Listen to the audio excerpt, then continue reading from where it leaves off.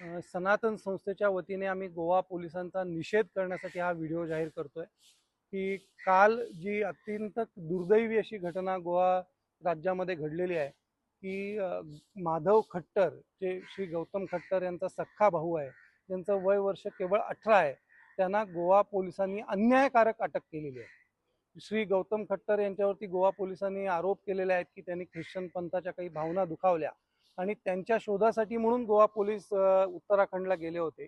ते घरी सापडले नाहीत, ती व्यक्ती घरी मिळत नाही, म्हणून गोवा पोलिसांनी त्यांना नोटीस देण्याच्या ऐवजी तेथे त्यांच्या घरामध्ये जो 18 वर्षाचा त्यांचा सख्खा भाऊ होता, जो LLBच्या प्री फर्स्ट इयरला आहे, आपण कल्पना करू शकता की वय वर्ष 18, कॉलेजचं पहिलं वर्ष, त्या मुलाला कोणताही त्याचा संबंध नसताना गोवा पोलीस उचलून घेऊन आले, विशेष विमानाने घेऊन आले आणि त्याला अटक केली। आणि त्याच्यावरती आरोप काय ठेवला तर त्या मुलांनी गौतम खट्टर यांना भाषण लिहून दिलं। अरे वा, ही कुठली गोष्ट आहे?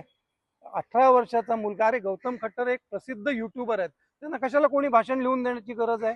पण केवळ ख्रिश्चनांना दाखवण्यासाठी की बघा आम्ही किती संवेदनशील आहोत, आम्ही कशा पद्धतीने आम्ही हिंदू युवकांचा अटक करतोय, तुमच्या भावनांचा आदर राखतोय, हा दिखावा करण्यासाठी एका हिंदू युवकाचा बळी गोवा राज्याच्या पोलिसांनी दिलेला आहे। आणि याचा सनातन संस्था आणि सर्व हिंदुत्ववादी संघटना तीव्र शब्दामध्ये निषेध करतायत।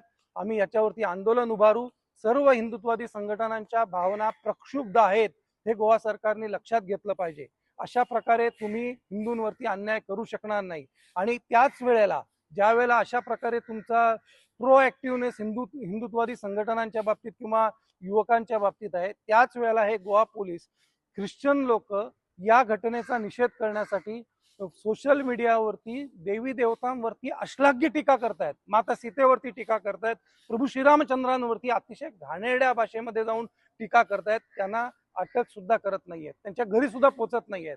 आम्ही पोलीस स्टेशनामध्ये जाऊन निवेदन देतोय, विनंती करतोय, विविध संघटना एकत्रित करतायत, तरी सुद्धा हिंदूंच्या भावनांची किंमत गोवा राज्यामध्ये शून्य राहिलेली आहे। आणि ह्या गोष्टीचा अतिशय या ठिकाणी आम्ही निषेध करतोय।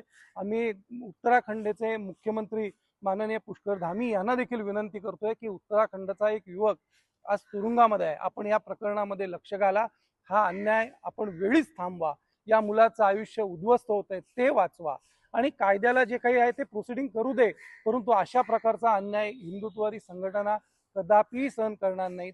एवढीच गोष्ट मी या ठिकाणी सांगू इच्छितो। पुन्हा एकदा गोवा सरकारला हात जोडून विनंती आहे की वेळीच आपण या ठिकाणी लक्ष द्या। आपल्या राज्यामध्ये हिंदुत्ववादी राज्य आहे, अशा राज्यामध्ये असा अन्याय होऊ नये हीच अपेक्षा आहे।